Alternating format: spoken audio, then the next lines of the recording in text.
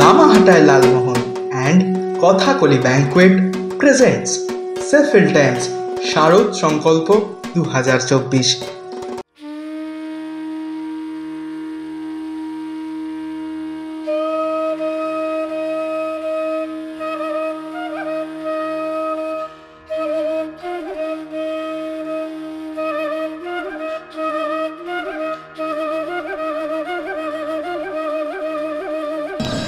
দেখুন, আমরা তো চাই আমাদের সঙ্গে সঙ্গে আমাদের এলাকাবাসীর সঙ্গে সঙ্গে শুরু করে সমগ্র ভারতবাসী এবং সবার জন্য একটা মঙ্গলময় দিন আসুক। মায়ের কাছে এটা আমরা প্রার্থনা করি, কারণ দিনকে দিন যেইভাবে যা হচ্ছে, ঘটনা ঘটছে আমাদের এইখানে বলুন, পশ্চিমবাংলায় বলুন বা ভারত প্রতিটা জায়গায় যেইভাবে যা ঘটনা ঘটছে, সেই সব কিছু পরিপ্রেক্ষিতে দেখতে গেলে মানুষ অসহায় হয়ে পড়ছে। সেই জায়গায় দাঁড়াতে গেলে মায়ের কাছে আমরা শরণাপন্ন হই যে মা আমাদের বাঁচান। সেই দিকটাই চিন্তাধারা করে এবছর আমাদের এই মণ্ডপের সজ্জায় আমরা মানতকে তুলে ধরেছি। ঠিক।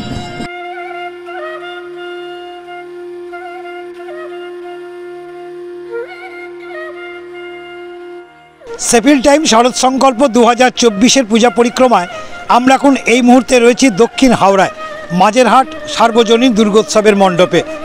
এবারের এই দুর্গোৎসবের যে মণ্ডপ, সেখানে থিম মানত।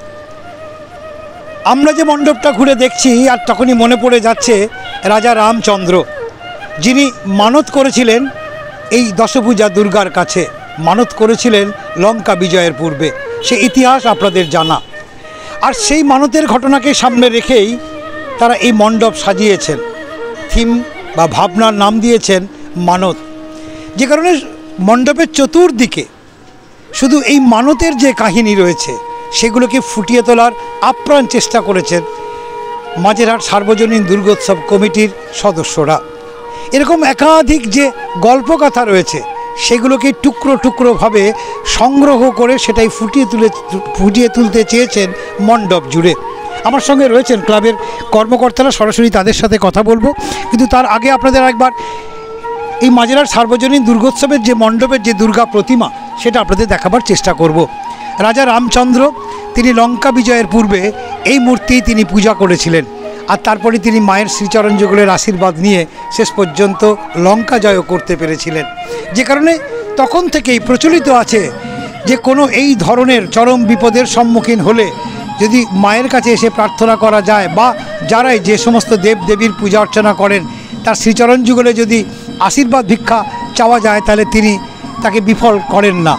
যে কারণে এই ধারণা থেকেই এবারের যে মণ্ডপ, তার যে থিম, তার যে ভাবনা, তা হলো মানত। আপনার থেকে জেনে নেওয়ার চেষ্টা করব যে মানুষের কাছে আপনাদের এই মণ্ডপ এবং যে সাবেকি যে পুরানো দিনের ভাবনা, সেইখান থেকে মানতের যে প্রথা, এটা দর্শকদের মনে কতটা জায়গা পাবে? দেখুন, আমরা হয়তো থিমে এসেছি বা থিমের সারাউন্ডিংসেই আমরা ভেবেছি, কিন্তু বর্তমানে আমরা যদি দেখি অনেক জায়গায় প্রতিমাকে একটুখানি অন্যরকম রূপ দেওয়ার চেষ্টা করা হয়, যেখানে হয়তো তারা ভগবানকে যেভাবে দেখতে অভ্যস্ত সেটা হয়তো তারা কোনোভাবে হারায়।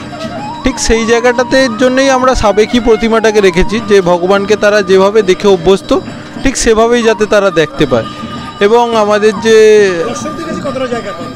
দর্শকদের কাছে জায়গার জন্য আমরা তো আশা করছি বা আমরা আশাবাদী যে দর্শকদের অবশ্যই আমরা ভালো কিছু উপহার দিতে পারবো বা ভালো লাগবে। এবারে বাকিটা দর্শকরা আসুক, তারা নিজেরা দেখুক, আশা করি তাদের নিরাশ করব না।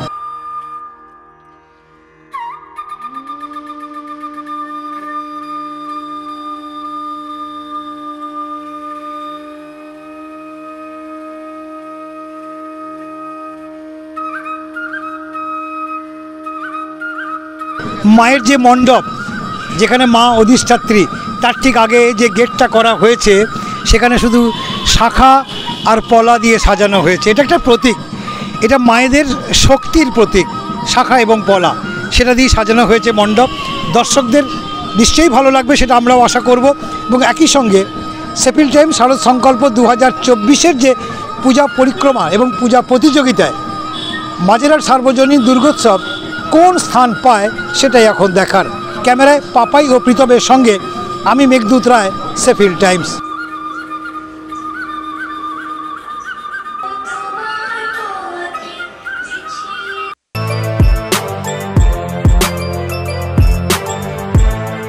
এখন অনেক বড়। শ্রী লেদার্স, হাওড়া ময়দান। আপনি কি জটিল কিছু সমস্যায় ভুগছেন? সমাধান পেতে চান? যোগাযোগ করুন প্রখ্যাত জ্যোতিষ ও তান্ত্রিক মনসারাম ভট্টাচার্যের কন্যা মনসা কন্যার সাথে। প্রখ্যাত জ্যোতিষ ও তান্ত্রিক মনসা কন্যা হাওড়া জানবাড়ি ও হাতিবাগানের নিজস্ব মন্দিরেও বসেন।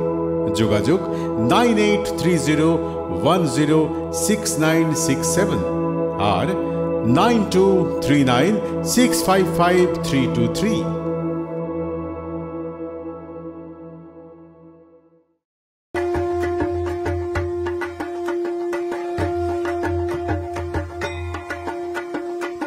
আপনি এবং আপনার পরিবারকে পুজোর সাজে সাজাতে সেজে উঠেছে শিবপুর গীতাঞ্জলি।